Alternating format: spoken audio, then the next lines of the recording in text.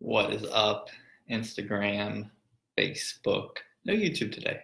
I think I'll repost on YouTube here. So a little live stream for you. Real Estate Answers Live, REAL, real Q&A. Got a couple questions about real estate. I got my lunch. If you're on lunch break, you can tune in sometimes Tuesdays, sometimes Wednesdays. Got me a little panda.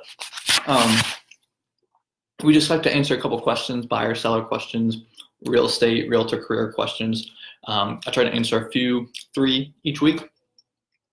You can always submit your questions. You can always, DM me, Instagram, send me a text, send me a Facebook message, Snapchat me, however you want to get your real estate questions to me, whether it's a buyer question, a seller question, or a question about your real estate career. I would love to answer and provide some value. Got some critical questions here today, some that I have gotten a lot over the years, over 15 years of real estate, and I've gotten some of these questions, so maybe you've had this question before, and so I hope it answers for you. We're gonna start with the buyer question here. It's kind of North Myrtle Beach, kind of low key today. It's just kind of cloudy and dreary, so sorry if the mood seems damper. I don't mean for it to be. But buyer question today. And I get this a lot of times, every time I write an offer, do we need a home inspection? Should I get a home inspection? My answer over the years, resounding yes, no matter the property. I would always recommend a home inspection to any buyer. But that being said, the thing with the home inspection is, one, depending on how your state contract is. In South Carolina, the contract's worded certain ways, depending on if you're doing a due diligence period or anything like that. But some key things to remember about a home inspection is, I think home inspections tend to look scarier, especially the big, thick ones now, because there's a lot of liability on the home inspector. They tend to be a little bit scarier than they probably actually are. You want to super pay attention to the 5 major systems of the home: the roof, the plumbing, the electrical, the foundation, and the HVAC system. And if those 5 things are clear, the rest of the stuff may be important. You might want to have it addressed by the seller, that kind of thing. But they're going to point out a lot of little things too. I think you got to come into the home inspection with the right mindset. You've probably been through the home maybe a couple times. Your realtor's been through the home. You've probably seen things on your own. You know the age of the home, probably know a little bit of history about the home. So I guess the biggest thing I say with home inspections is let's try to eliminate surprises and not feel so overwhelmed by them, because there's a lot of stuff we already know that's going to be pointed out in the home inspection. We knew it, but it's just laid out in different language now. So the home inspection is an important key part. You hire your own home inspection as a buyer, home inspector as a buyer, and that kind of thing. You can attend, you don't have to attend. They usually take 2 to 3 hours. Recommend them, yes. Even on new construction, it can be helpful, even though, you just got to really weigh, what is the property? Is it a foreclosure? Is the home 5 years old? Is it brand new construction? Is it a 40-year-old home? There's going to be things in the home inspection there. I've never seen a home inspection that just said, home is perfect. Doesn't exist. So be prepared to understand that there will be issues that we're going to need to address. Doesn't mean the house is falling down. It could mean a lot of things. So just make sure you're talking through and educating yourself on the home. Help as a realtor, you need to educate your buyers on the home, some possible things they might find in the inspection. Have that knowledge up front. That way when you get the inspection, you're not overwhelmed as a buyer. My seller question for today is this is interesting, because this happens maybe not as much in this market where we're on a kind of an upswing in our seller's market, but is what if the home doesn't appraise for what the contract price is? Get that a lot. Like, what happens if the appraisal comes in lower than what the contract is for? You have a $200,000 purchase contract and the home appraises at 180. What do? Got a couple different options. One, you can sell it at the appraised rate.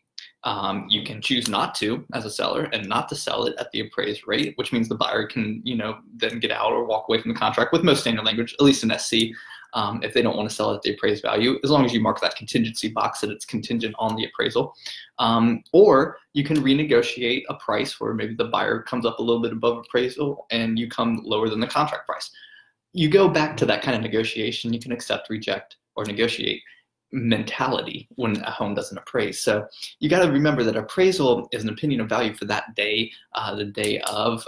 You can kind of argue some appraisals. You might be able to argue comps. I've seen appraisals get changed from comps, but most of the time we're all looking at the same thing, and we're going to know, if you trust your realtor, if you've done the research, if a home's overpriced or underpriced based on market value. But you have some options. Now just remember that if you choose to say, nope, I'm gonna sell $200,000 no matter what, that's what I'm selling for, and the appraisal's at 180, you're not gonna have a buyer come through most of the time and pay over appraisal. Like a bank's not going to loan the money on it unless the buyer just really wants that property. You're probably not going to sell it to somebody that has a financing contingency, because you're not going to get the appraised value up high enough when there's that much discrepancy. So just be aware, if the appraisal is a good indication of market value, if you're a seller and you think your house is worth more, you may have to wait for the market to come up to you. Now, the last one is, hey Artie, I'm going to wave at you. I didn't mean to switch the screen. The next one is for my realtors watching. Answer a question, and I had a brief discussion with one of our agents yesterday about this, and the question is really, is content really that important? Like the content you put out, like this, like video that you put out, Instagram post, Facebook post, a Facebook business page, ads that you run, website blogging, is all the content, tweeting, everything, is it really that important? And I have a resounding yes. I think content is king. I think content is super important. The more you want to be known, the more you want your brand to grow, the more you want your business to succeed, the more valuable content you want to be putting out.